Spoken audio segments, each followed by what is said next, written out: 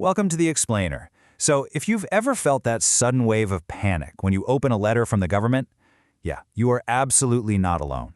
Government bureaucracy can honestly feel like a giant maze that's just designed to trip you up, especially when your essential nutritional benefits are on the line. But today we are going to master that maze together. We're taking all the confusion out of the Minnesota Supplemental Nutrition Assistance Program, or SNAP, recertification process.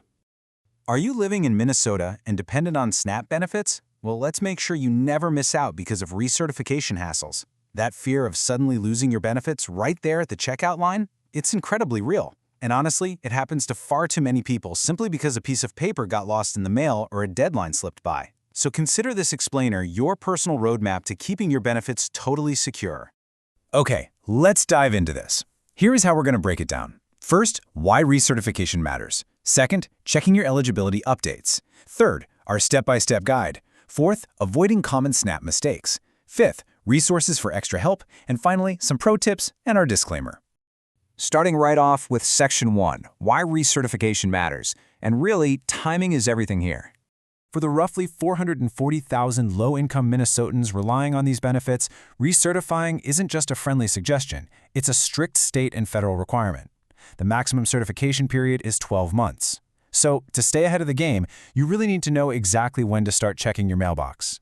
Minnesota uses a centralized system called Maxis. Exactly 45 days before the end of your certification period, Maxis automatically fires off a notice of expiration. Typically, those actual recertification packets are mailed out around the 15th of the second month prior to your end date. Now, if your case was closed and then reinstated, workers have until the absolute last day of the month before your final month to manually mail you that notice. And this brilliantly illustrates exactly what we're talking about. What you're seeing is a snapshot straight from the official Department of Human Services combined manual. It legally demands that eligibility be reviewed regularly to maintain ongoing assistance. What you should really take away from this is that counties cannot legally close your case for failing to recertify unless they've actually sent you a timely notice of expiration. It's a two-way street, right? They have to notify you, and you have to respond. Moving on to Section 2, checking your eligibility updates, specifically knowing the fiscal year 2026 limits. Before you even start filling out forms, it's so helpful to understand the current financial thresholds. And Minnesota actually has some uniquely expanded eligibility rules compared to the federal baseline, which is a huge win for you. Check out these numbers. For households qualifying under broad-based categorical eligibility, Minnesota uses an expanded gross income limit set at 200% of the federal poverty guidelines. Basically, that means you might still be eligible even if you earn a bit more than the federal limit. For fiscal year 2026, a household of one can make up to $2,609 gross per month. A household of four, up to $5,359. Oh, and here's the kicker. Minnesota does not have an asset limit for most SNAP households, so having a savings account won't just automatically disqualify you. Of course, to prove you meet those income limits, you're going to need some documentation. Pro tip, don't scramble at the last minute. Gather these verifications before you start. You'll need a government-approved ID, proof of income, like pay stubs or an award letter, proof that you actually live in Minnesota, like a lease, and details on everyone living with you. And here's a massive tip. If you're a senior 60 or older, or you have a disability, get proof of your out-of-pocket medical expenses. Things like premiums or prescription costs can actually be deducted, which often bumps up your monthly SNAP benefit. All right, Section 3, the step-by-step guide to navigating the process. Now that your documents are ready to go, let's break this big bureaucratic beast down into 4 simple, highly actionable steps. First, you receive that 45-day notice in the mail.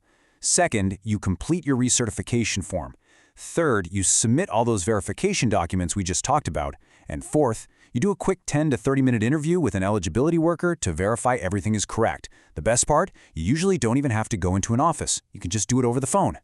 When we look at Step 2, completing the form, you've got a choice to make.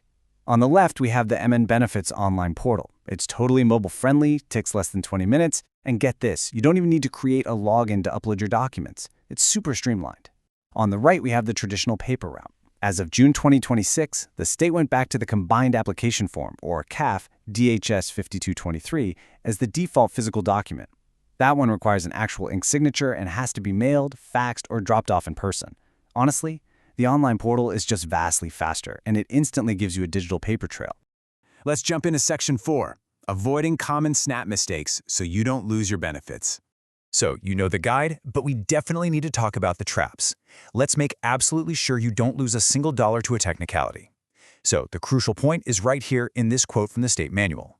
Benefits for SNAP must be prorated from the date the county receives the necessary verifications. What does that mean in plain English? Well, unlike cash assistance that might backdate your money if you're a few days late, SNAP actually penalizes you.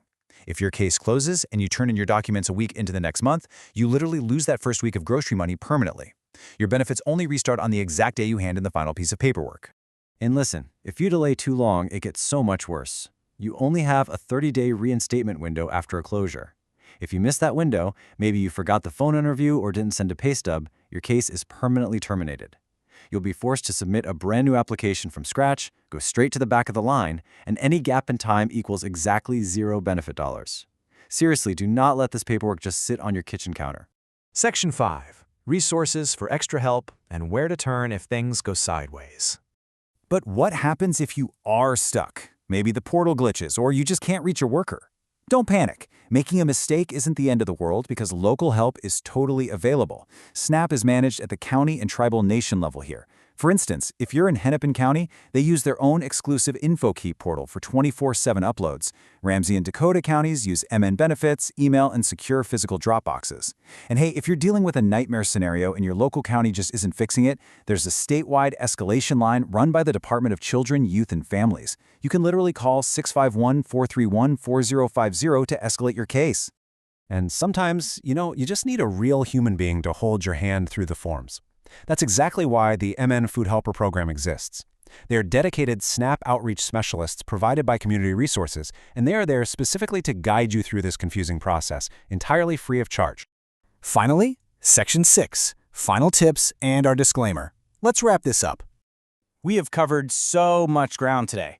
Now, what's really interesting about this slide is the insider knowledge that can save you a massive headache. First, always make a personal checklist and take screenshots or keep copies of absolutely everything you submit. If the county misplaces your paperwork, your screenshot is your proof.